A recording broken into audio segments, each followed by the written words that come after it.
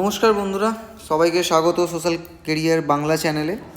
Ministry of external affairs থেকে কিন্তু দারুণ পজিশন বেরিয়েছে। শুধুমাত্র গ্র্যাজুয়েশন থাকলে তুমি এখানে অ্যাপ্লাই করতে পারবে।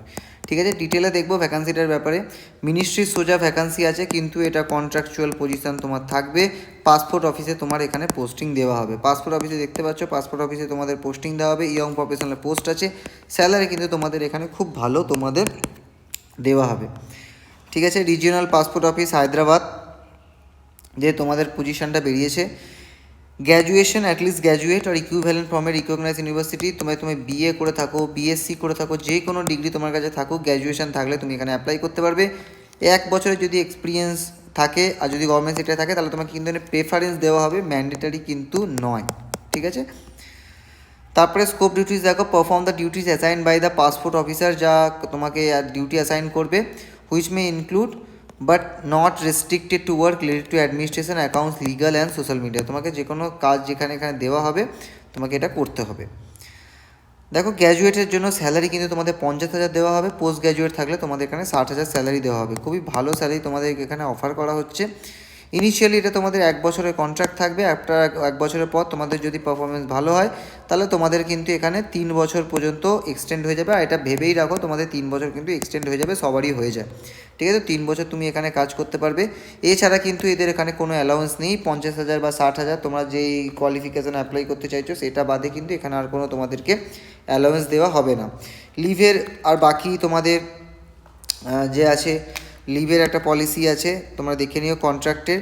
তারপর টিএডিএর কথা বলি। দেখো, টিএডিএ যখন তোমায় যদি বাইরে কিছু পাঠায় তাহলে তার টিএডিএ দেবে। সেখানে হাইয়েস্ট কী দেবে, ফ্লাইটের টিকিট দিতে পারে ইকোনমিক ক্লাসের, বা তোমাকে টু টায়ারে এসি তোমাদের টিকিট দেওয়া হবে। হোটেল অ্যাকোমোডেশন যেমন আছে পার ডে এখানে প্রোভাইড করা হবে যখন তুমি কাজের সূত্রে বাইরে যাবে। অ্যাপ্লাই কীভাবে করবে? অ্যাপ্লাই তোমাকে এখানে মেল করতে হবে। ঠিক আছে, বা পোস্ট করতে পারো, যে কোনো একটা করতে পারো। হয় মেল করতে পারো, নাহলে পোস্ট করতে পারো। কী কী পোস্ট করতে হবে? অ্যানেক্সচার 1, তোমাকে সিনিয়র সুপারিনটেন্ডেন্ট, এখানে senior superintendent admin regional passport office, এই পুরো এই স্টেট মানে অ্যাড্রেসটাকে তোমাকে স্টে অ্যাড্রেস করে তোমাকে এখানে মেলটা পাঠাতে হবে। অ্যানেক্সচার 1টা আমি দেখাবো।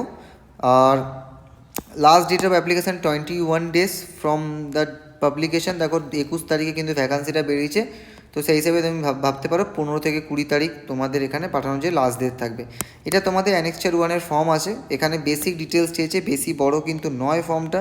তোমরা দেখতে পাচ্ছ বেসিক কিছু ডিটেলস চেয়েছে, এখানে এটা ফিল আপ করে সাথে তোমাদের কিন্তু এখানে ডকুমেন্টও পাঠিয়ে দেবে। ঠিক আছে, ডকুমেন্টসও তোমাদের এখানে পাঠিয়ে দিও। একটা ডকুমেন্টে প্রত্যেকটা তোমাদের এডুকেশনাল ওয়ার্ক এক্সপিরিয়েন্স যদি কিছু থাকে ওটা অ্যাটাচ করে পাঠিয়ে দিও। আর সাথে এটা বলার ছিল যে তোমরা যদি এখনও হোয়াটসঅ্যাপ গ্রুপ জয়েন না করে থাকো তাহলে জয়েন করো না। ওখানে অনেক পিডিএফ গ্রুপ ভ্যাকান্সির নোটিফিকেশান এখানে কিন্তু দেওয়া হয়, তো আর সাথে প্রিপারেশনও করানো হয়। তো সেই জন্য একদম ফ্রি গ্রুপ আছে, তোমরা এই গ্রুপটাতে জয়েন করে নাও। কলকাতায় যদি এনজিও কোনো অর্গানাইজেশনের জব, সোশ্যাল সেক্টরের জব যদি তোমরা করতে চাও তাহলে কিন্তু তোমাদের এই গ্রুপটা অনেক বেনিফিশিয়াল হবে। তোমরা এখানে ইজিলি কিন্তু যে কোনো জব ক্র্যাক করতে পারবে। ঠিক আছে, দেখা হচ্ছে নতুন ভিডিওতে নতুন কোনো ভ্যাকান্সির সাথে। ততক্ষণে stay tune and thank you so much for watching.